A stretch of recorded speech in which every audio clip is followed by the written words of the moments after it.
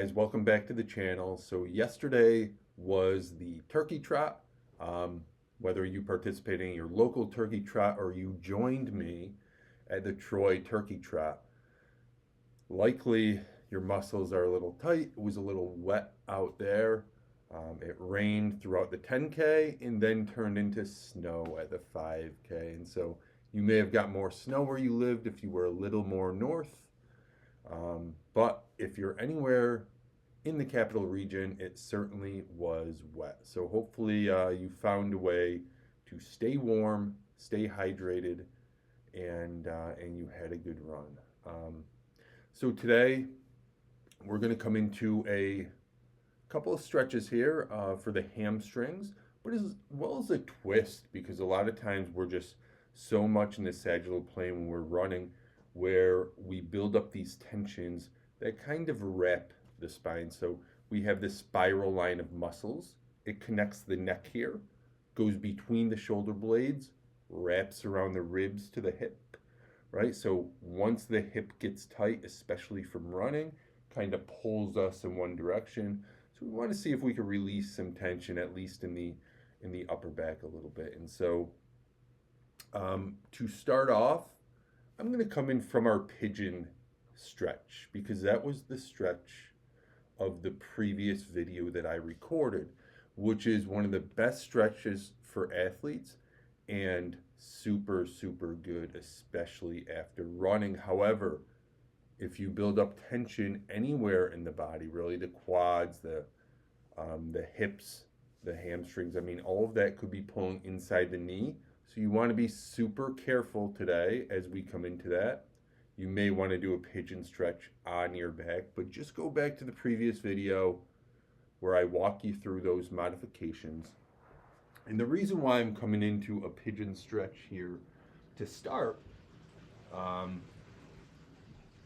is because there's an easy transition here coming from pigeon, right? When I come out of pigeon, all that I'm going to do is drop the opposite hip down, right? Drop the right side hip down, sweep the leg around, and I come into this pose here where I want to start by stretching the left hamstring. And so we want to do our best to almost grab the pelvis here and see if we can rotate it, tilt it forward here. Find the tallest part of our spine. So we want to roll forward until we're right at the base of the sit bone. So we have that length through the back and we're not rounding. So super important here, we want to bend this knee as much as we need here because the idea here is we want to bring the leg to the chest and not the chest to the leg. And as we do that and we make that connection here, could be the chest or the stomach, as we make that connection here, then we start, well, before we even start moving our way down, we're going to take our fingertips to the side, just kind of press down, press the sit bones down, right, the butt down, and turn a little bit over this left leg. And then we can start moving our way down. You can grab the foot if it's accessible, or the ankle or the shin, so the hands may come off the foot as we start coming into the stretch. But as long as you can maintain this connection, now this is super, super important because most people fold forward without ever being able to connect the top of the quad with the chest or the stomach. And when you do that, you're just hanging out and tearing at the attachments of the low back, creating a lot of issues, a lot of problems, especially when done over and over again. And so this is the most important part to maintain that connection. So as long as you can, we're going to slide the heel forward. But if that chest starts coming off the thigh, then back up and stop where you are, right? And wherever you get to, you should start to feel that hamstring start to stretch. And once you get to that point, that feels okay. We relax down, we relax the chin, the jaw, the head, kind of towards that knee. Now, if you can make the connection with the chin or the forehead at the top of the knee, then see if you can press down slightly, especially if it gets to the forehead, because we have this superficial back line of muscles that goes right to the eyebrow ridge. So when you press down, it's going to decompress that back line and really start to release some tension down the entire back side.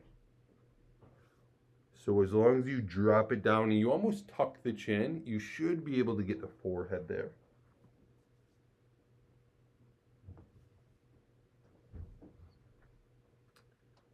And then we're going to breathe for a few seconds. You can come out, you can come back in, and kind of continue that, right? Rebending the knee and then re-straightening it. And after a few times, maybe you get a little bit further down. Maybe you straighten that leg a little bit more. And then we come out. We're going to come into our twist now.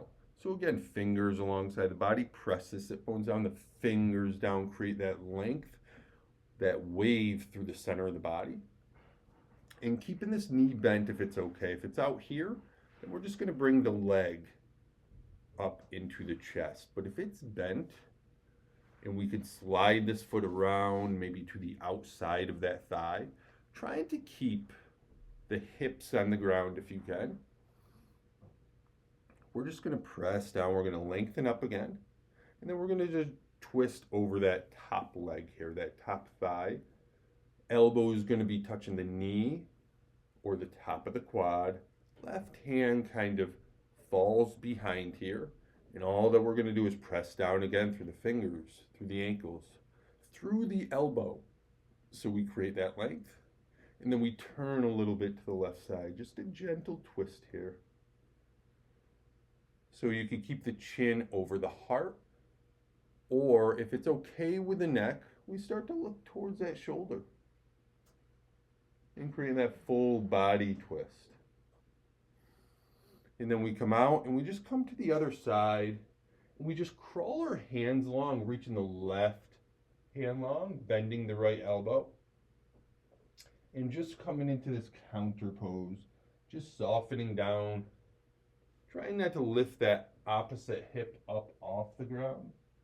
Just folding here, and then coming back through center. Now, we're going to go ahead and switch sides. So, you can do that however you choose, or you can come in this creative way here by watching me. So we're going to keep both feet on the ground, and all that we're going to do is spin the body around, and we should be reversed on the other side. So I'm going to turn right here, feet on the ground, hips high, and as I spin around, suddenly I'm ready for the twist to the right side. So from here, same thing, we just lengthen long. We turn to the right, elbow down, fingers behind. And as you perform this stretch and we press down and we spin to the right side, just bring some awareness to which side is more tight or which hip you get closer to the floor as we perform this stretch. And then we just come back through center. Right leg just extends, left foot inside, right? This leg, also an option to extend it, right? If that's too much, maybe on the knee, and even with a twist. If you hug this knee in, you can just spin to the side like this. You can give this knee a gentle squeeze without having to cross the leg over. And so we start again by pressing down, spinning over this right leg. So we want the belly button right over that right leg. And then we begin to bend it as we fold forward, grabbing the foot, the ankle, the shin, the pant leg, whatever's closest. And we start to slide the foot away, slide the heel away, folding forward. So you want the foot almost neutral. You don't want the toes too much back, but you especially don't want them forward because that would stretch the top of the leg versus pulling it back, stretching the back. So we try to keep it as neutral as we can as we fold forward. And if you can, you find the forehead or the chin to the top of the knee. Gentle press down as you just feel that stretch in the right hip side. So again, you can come out and back in as many times as it feels okay. And from here, you can go back into your pigeon that we did on the first side. Or to finish it off, we're going to bring both legs together and get that double hamstring stretch. So I want the legs touching, right? The ankles to touch. We can come underneath the thighs here and just try to rest the stomach or the chest on the top of the quads.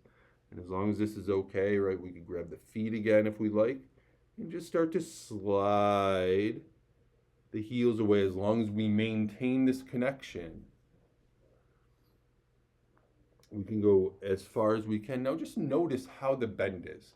So if you were standing up and you wanted to stretch the hamstrings and you folded forward to touch your toes, your knees should be bent this much. You should never have straight legs or it's going to jeopardize the entire spine, the low back, the pelvis, and everything on the back side.